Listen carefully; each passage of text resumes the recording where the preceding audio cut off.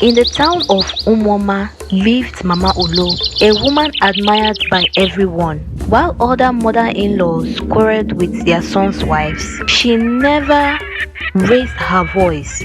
She smiled often, cooked for the family, and treated everyone with kindness. People whispered, Mama Ulo is truly different though, a blessing among other mother-in-laws. Her daughter-in-law respected her, her son adored her, and the neighbors praised her as the woman who never ages. For although she was nearly 70, her skin glowed like that of a woman in her 30s. But unknown to all, Mama Olo carried a dark secret. Long ago, as a young bride, she had visited a river goddess in desperation. The goddess offered for a covenant: eat the placentas of your bloodline and you will never grow old. Your strength will remain and wealth will flow into your hands, but your children's fortunes will be mine. Mama Ulo agreed. From then on, each time one of her daughter-in-laws gave birth, Mama Ulo quietly volunteered to bury the placentas. In Igbo tradition, the placenta was sacred. It connected the child to life, but instead of burying it, she took it to her hidden chamber. There, by candlelight, she mixed herbs, whispered incantations, and ate it. With every bite, her face grew tighter. With every bite, her face grew brighter, her body more younger, her hair blacker, and yet strange things began to happen. Her sons, though hardworking, never prospered. Their businesses collapsed, their farms dried up, their health failed. It was as if an unseen hand drained their lives away. Meanwhile, Mama Ulo grew wealthier and stronger. The wives often complain, why are we always broke? Why are our children always sick?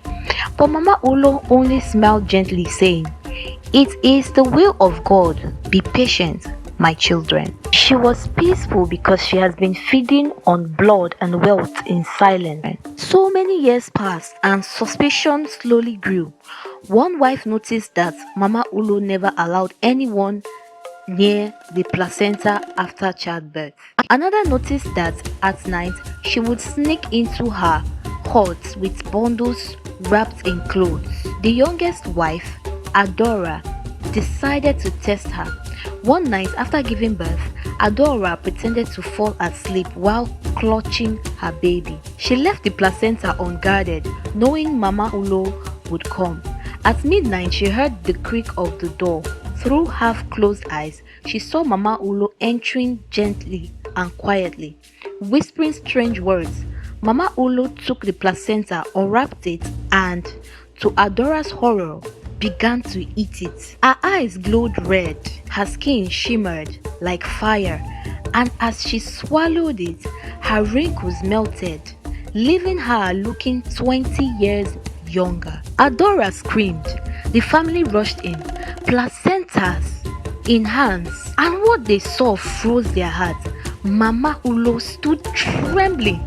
Her mouth dripped with blood, so much blood. The placenta still in her hands. Her sons fell to their knees, weeping. They suddenly understood why their health had vanished, why their lives had been full of misfortune.